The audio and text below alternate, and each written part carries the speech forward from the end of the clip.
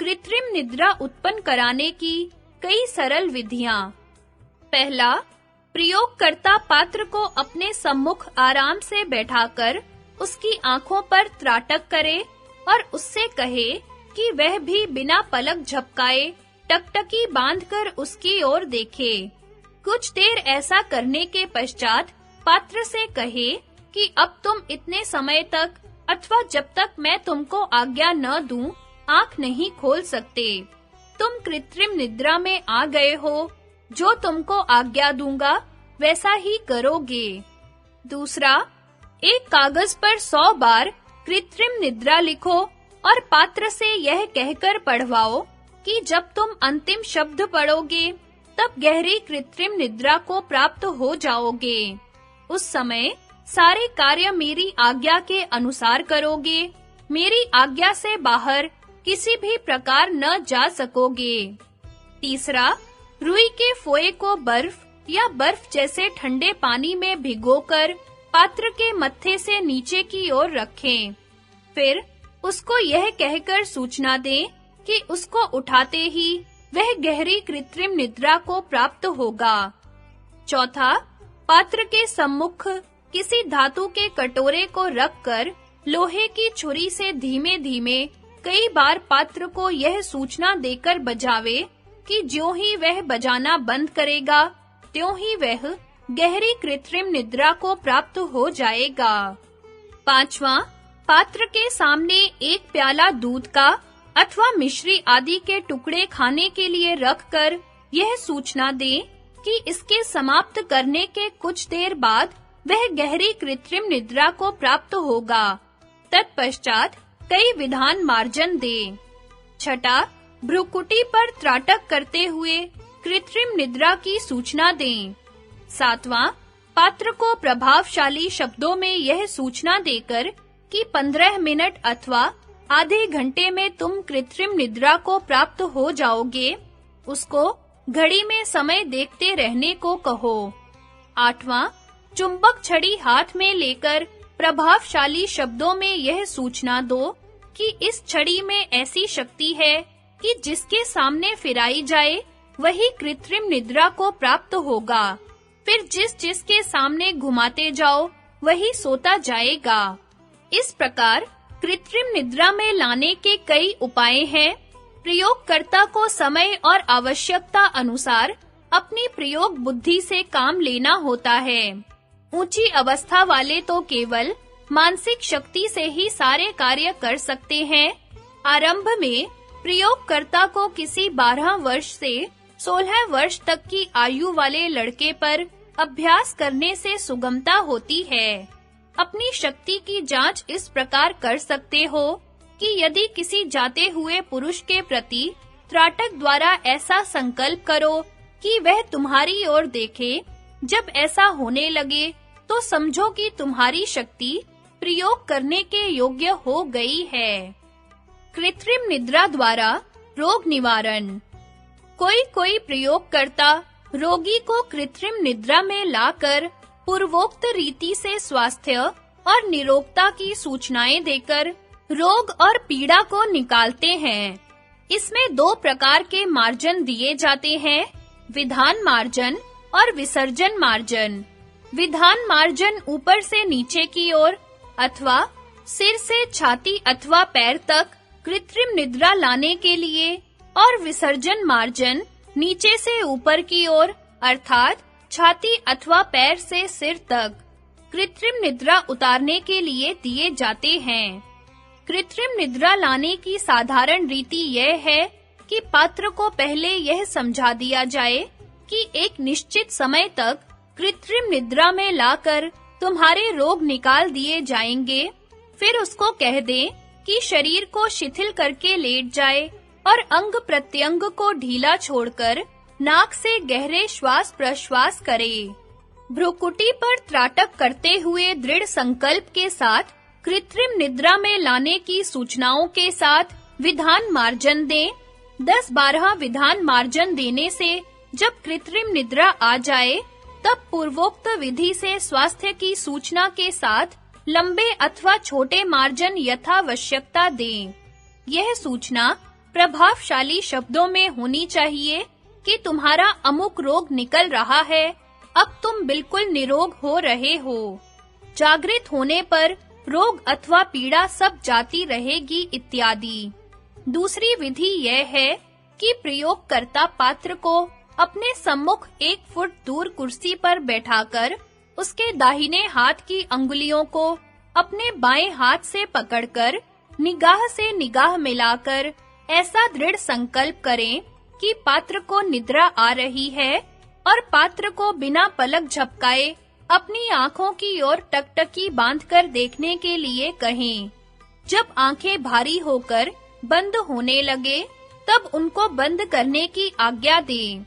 कृत्रिम निद्रा आ जाने पर उपयुक्त विधि से स्वास्थ्यदायक सूचनाएं दें। बालकों अथवा शिष्यों को इसी प्रकार कृत्रिम निद्रा में लाकर सूचनाओं द्वारा उनके दुर्गुणों को निकालकर सदाचारी बनाया जा सकता है। ध्यान की परिपक्व अवस्था में दूर स्थान में रहने वाले शिष्य अथवा किसी प्रेमी के चित्र को ध्यान में लाकर इस प्रकार के सजेशंस देने से वे दुर्गुण दूर हो सकते हैं और उसका जीवन पवित्र बनाया जा सकता है। यदि कोई अपने से द्वेष रखे या अपकार करे, तो उसको ऐसे आदेश देने से कि तुम मेरे प्रति द्वेष नहीं रखते हो, जैसा मेरा हृदय तुम्हारे प्रति पवित्र है, वैसे ही तुम भी मेरे प्रति शुद्ध हृदय हो इत्यादि से उसका हृदय पवित्र और दोष रहित हो जाता है। कृत्रिम निद्रा की अवस्थाएं। कृत्रिम निद्रा अथवा सम्मोहन निद्रा को 6 अवस्थाओं में विभक्त किया जा सकता है। तंद्रा, निद्रा, प्रगाढ़, सुषुप्ति, अनुवृत्ति, दिव्य दृष्टि और प्रत्यक दृष्टि। साधारण पात्र प्रथम 3 अवस्थाओं में ही रहते हैं। उत्तम अधिकारी ही चौथी और 5वीं अवस्था में पहुंच पाते हैं। छठी अवस्था किसी विरले ही को प्राप्त होती है।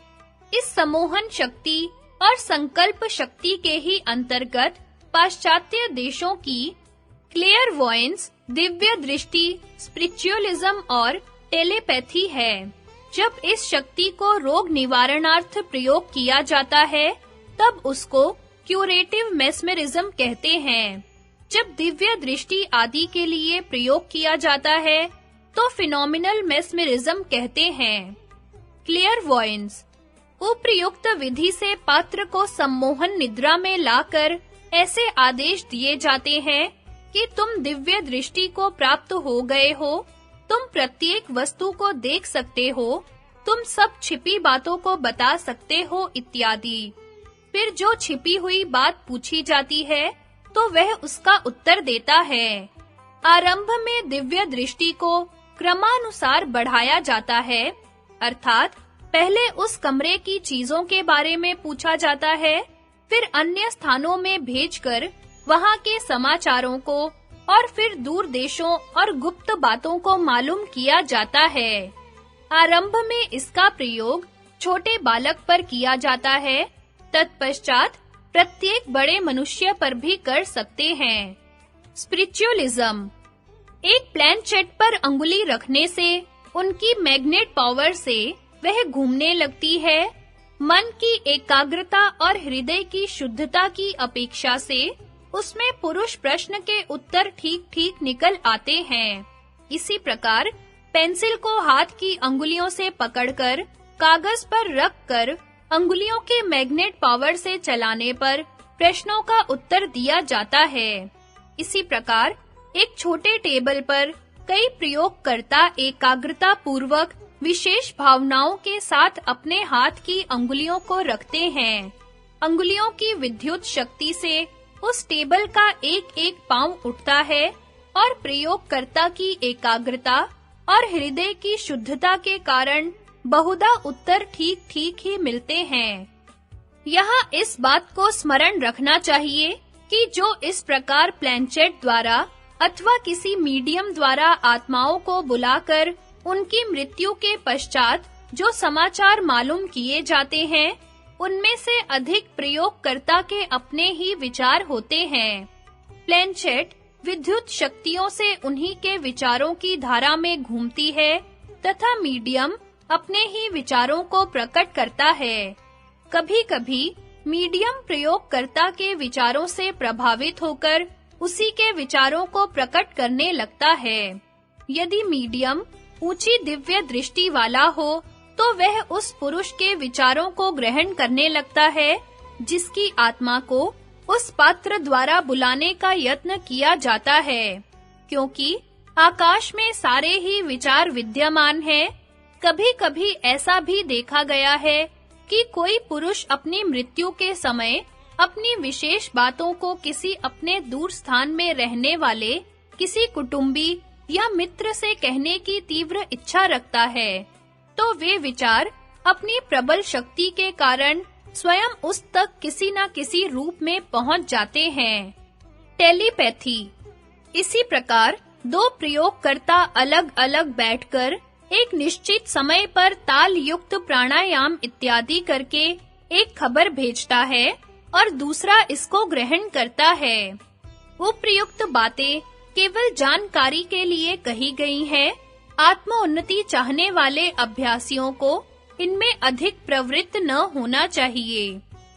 संकल्प शक्ति।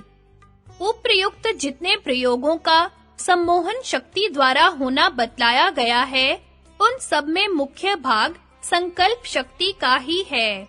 बिना संकल्प शक्ति के उनमें से किसी में भी सफलता का होना असंभव है, किंतु केवल दृढ़ संकल्प शक्ति मात्र से वे सब तथा उनसे कहीं अधिक बढ़कर चमत्कार दिखलाए जाते हैं।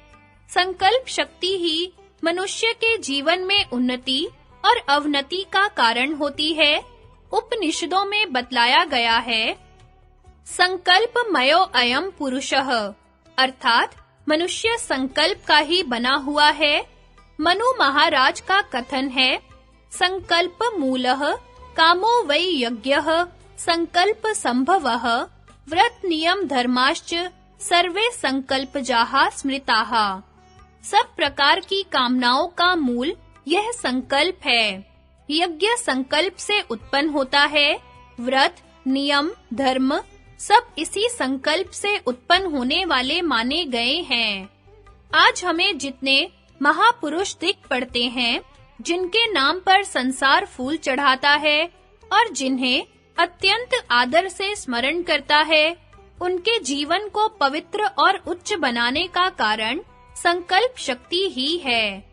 आर्यों की ईश्वरीय और जगत की प्राचीनतम पुस्तक वेद में अनेकों सूत्र इसी विषय के आते हैं, जिनमें बारंबार यही प्रार्थना की गई है, तन्मे मनः शिव संकल्पमस्तु, अर्थात मेरा यह मन पवित्र संकल्प वाला हो।